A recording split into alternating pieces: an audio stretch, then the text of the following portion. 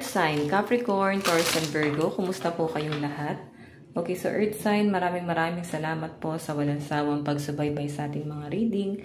And kung ikaw ay bago pa lang sa ating channel, mag-subscribe na po kayo and i-click mo na rin yung ating notification bell para lagi kang updated sa ating mga bagong upload. Okay, so Earth sign, tignan natin gabay kapalaran mo. Okay.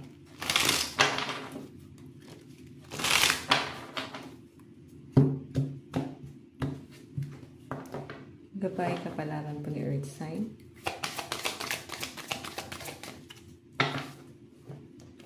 Two of Swords. Okay, may mga naguguluhan dito no, sa mga Earth sign. May pinapakita kasi sa akin guys, may mga bagay na parang hindi na magkakaintindihan, parang magkakaiba ng opinion. Pwedeng sa relationship mo guys, parang hindi na kayo nagkakaintindihan ng person mo. May pinapakita sa akin dito Earth sign. Tingnan mo, parehas naman kayong may point ng person mo, pero parang pataasan ng pride. Walang magpapatalo. Okay? So, feeling ko dito guys, ang kailangan mong iwasan dito is yung parang masyado ka nagpapakatotoo din sa person na yan. Baka dahil nga yun pa yung gamitin niya para maging kahinaan mo. Itong person mo. Tingnan pa natin guys.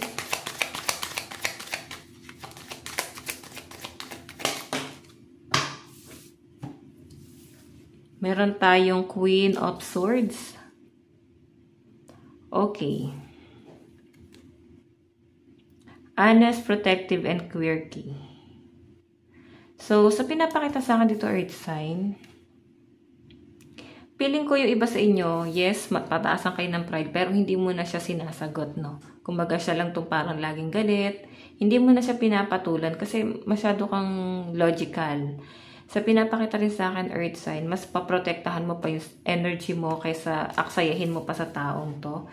Yun po yung malinaw na nasasagap ko dyan, guys.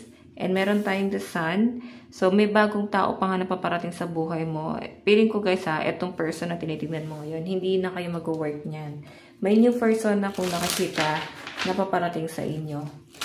And kung pipilitin mo pa yung sarili mo dito, nag-aaksaya ka lang ng panahon sa kanya. Tingnan pa natin, guys. Meron tayong Nine of Swords. May mga natatakot dito. Yan o. Iba sa inyo guys, talagang nakulong ka sa taong to. Kasi parang natitrigger yung anxiety, depression. May mga nawawala ng pag-asa rito.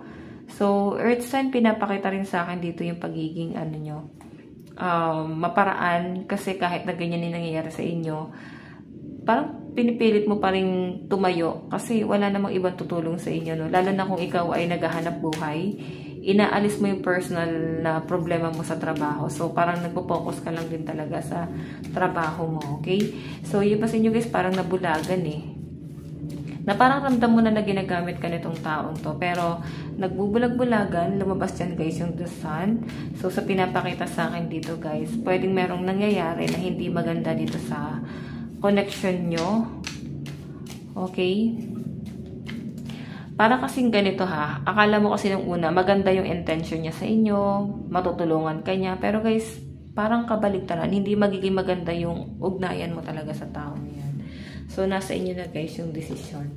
Tignan pa natin ano pa ba yung ipapakita rito.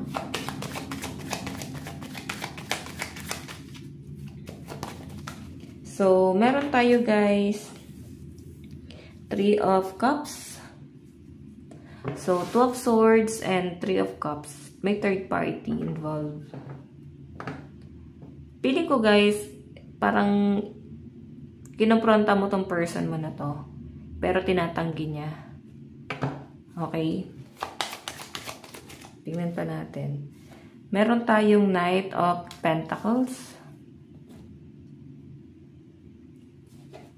Queen of Swords ka naman guys. Feeling ko kasi meron kang inaantay na gawin itong taong to, no? Parang hindi niya kayang ibigay sa inyo yung stability or parang kahit man lang guys assurance. Mabagal yung energy niya. So, kagaya na sabi ko kanina guys, wala kang mapapala sa taong to kasi hindi mo siya kayang baguhin. Yan na siya eh. Paninindigan niya yan guys.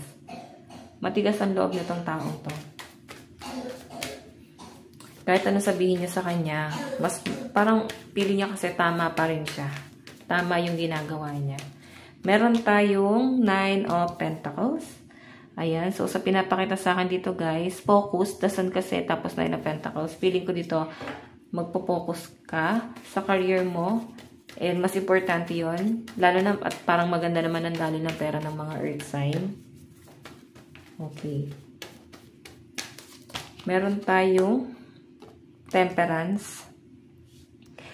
Pili ko kasi guys, meron pang nangihingi dito ng closure na parang kailangan mapag-usapan mo na to.